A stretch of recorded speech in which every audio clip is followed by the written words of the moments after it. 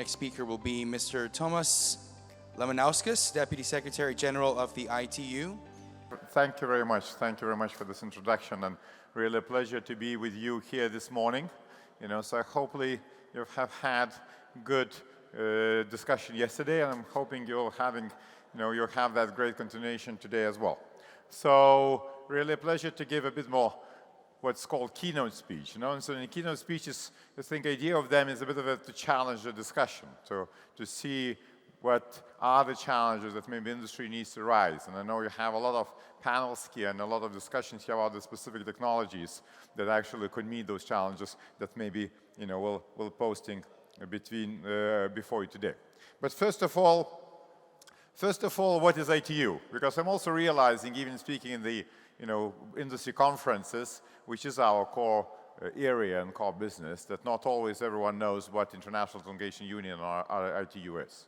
So ITU is simply put, is the United Nations Agency for Digital Technologies.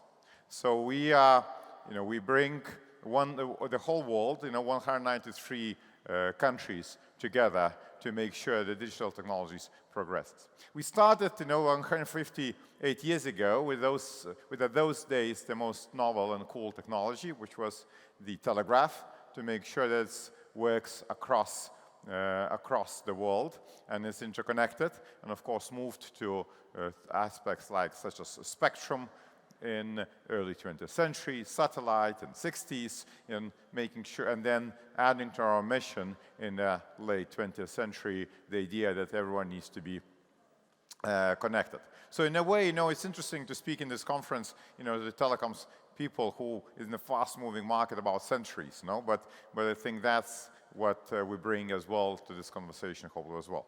So ITU has different areas of work that we contribute to the global industry, from our work, as I mentioned, in the spectrum, and now the other part of the city here in Dubai World Trade Center, we have our World Radio Communications Conference going on, where around 3,000 delegates are hashing out the global agreement on the allocations of radio spectrum and use of the satellite communications, as well as our standardization work. And we,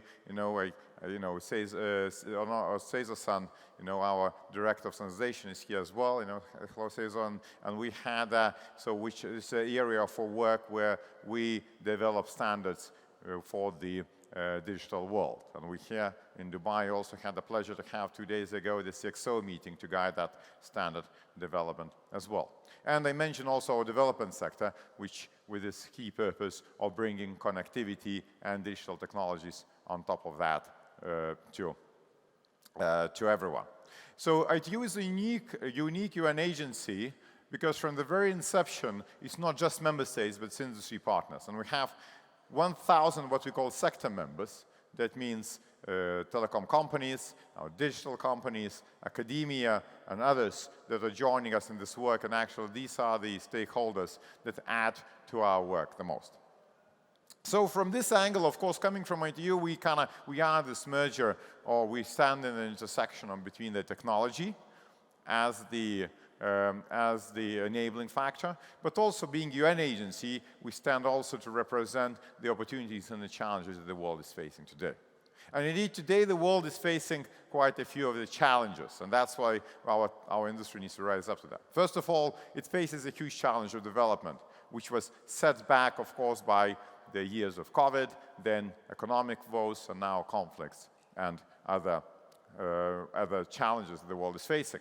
So there is this concept called Sustainable Development Agenda that has been set in 2015 by United Nations to guide the world development, and we are now in the midpoint of that. And as we gathered in New York earlier this year for Sustainable Development Goals Summit, we regretfully had to note that it's only 15% on SDG, so-called targets, are on track. But on the positive note, we also, in the study that we launched together with the UNDP, we noted that 70% of those targets can be boosted by digital technology. And that is exactly one of the areas that we as an industry, we need to rise up to make sure that it's not only can be boosted, but is boosted, and we help put the world on track. One of the preconditions of that is to finish the job of connecting everyone to the global digital technologies. And regretfully, even though we have a great strides in connectivity, 2.6 billion people of the world are still not connected, and they still, lack even basic access to internet. Not talking already about that, even those who are connected, they still, in many ways, in many occasions, they still lack a meaningful access that can allow them to leverage the best benefits of technology today. And that's related to different aspects. There is this aspect of coverage.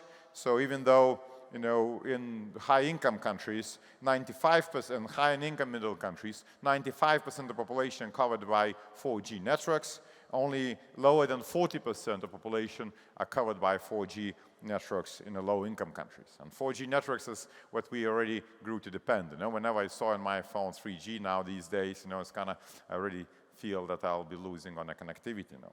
5G coverage, around the world we have around 40% coverage. And again, nearly 90% in high-income countries are already covered by 5G, but it's nearly absent in low-income countries. There is other challenges, of course, which are related to the coverage, which is, for example, affordability, or the cost of connectivity.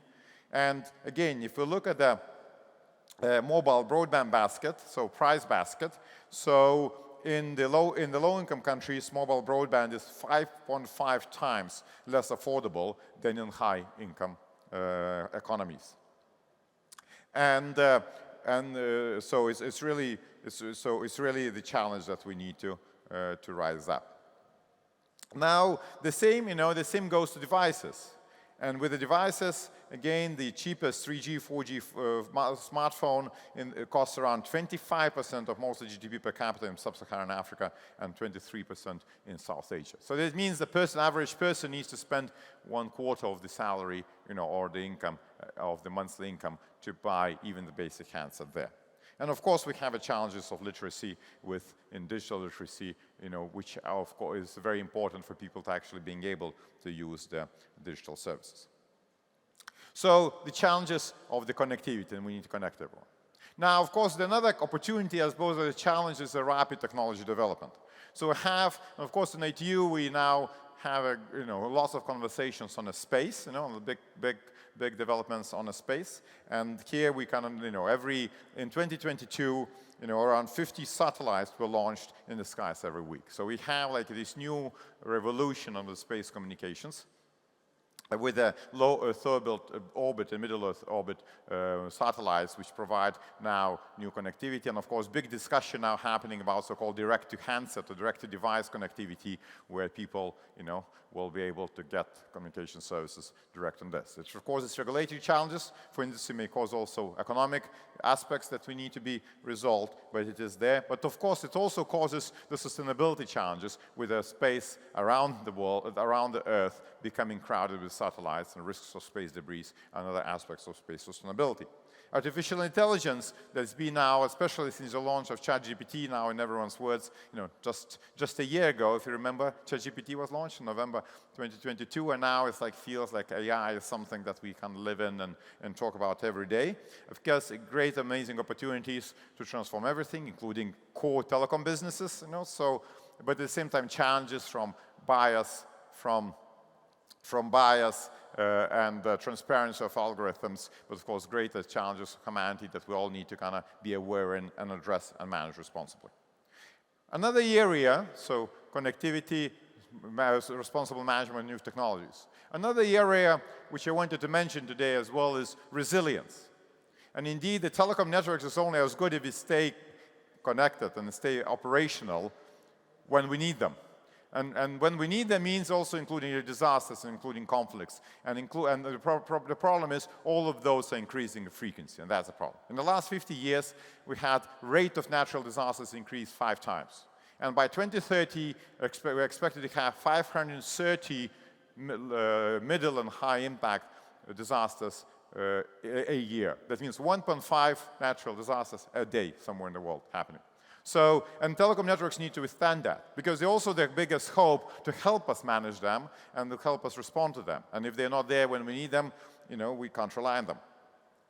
Another challenge is, of course, which is very relevant to what's happening, another part of the Dubai today, is the COP28, Climate Change Conference.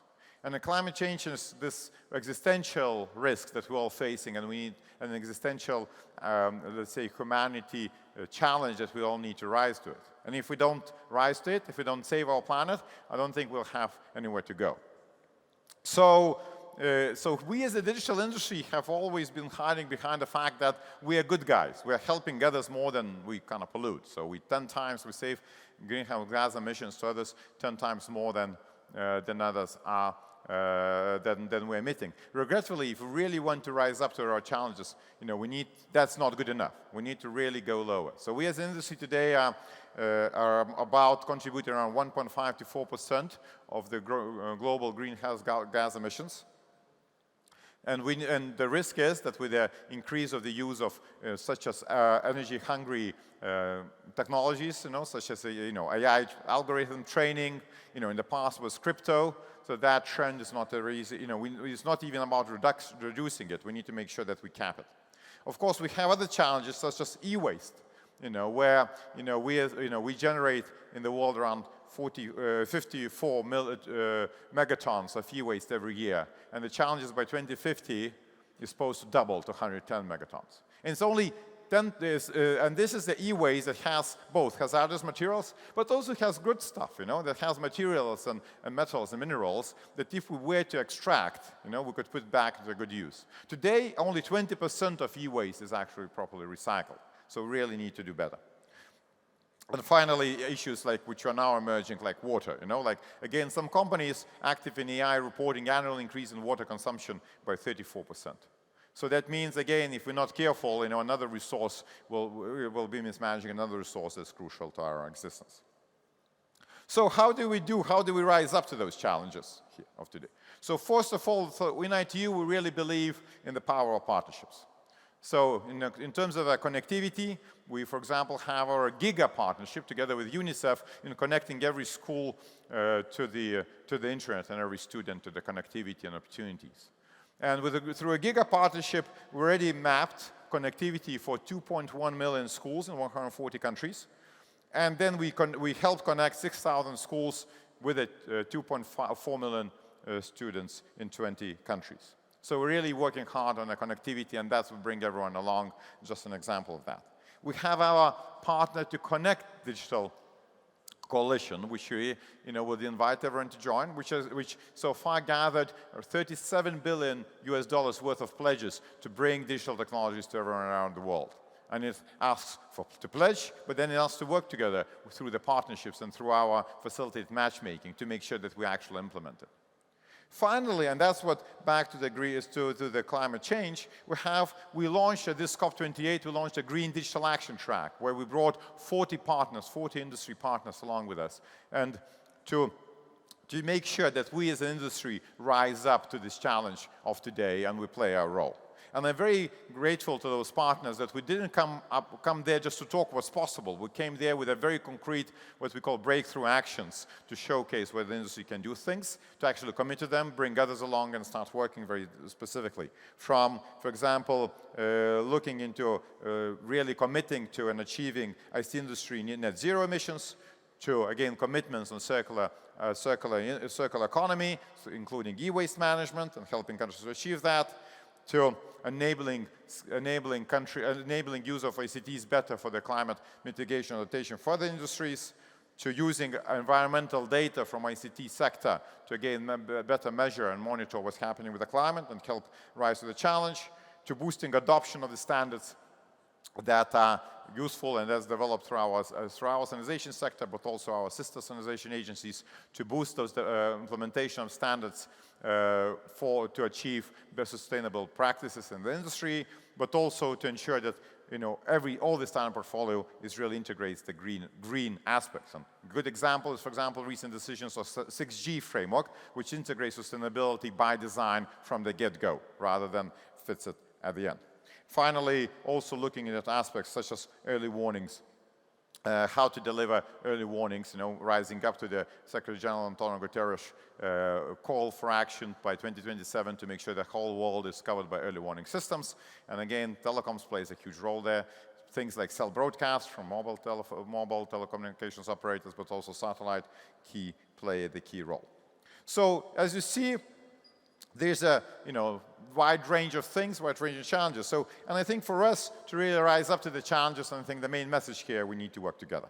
We as ATU will do our bit through regulations, through sharing best practices and information exchange, through collecting statistics, through developing standards, through working on the ground in the countries, through partnerships and convening different formats to work. But of course, to make it work, we really need for you to be here with us. We really need you to kind of rise up to the challenge to help others. We really need here with you with us to really rise up to the challenge to get our own house in order. And if we do that together, we'll get it achieved. It's great to have this Telecom Review Forum, bringing you all together here. It's great to have you here also discussing those topics. I'm looking forward to further collaboration. Thank you very much. Thank you very much, Tony. Thank you.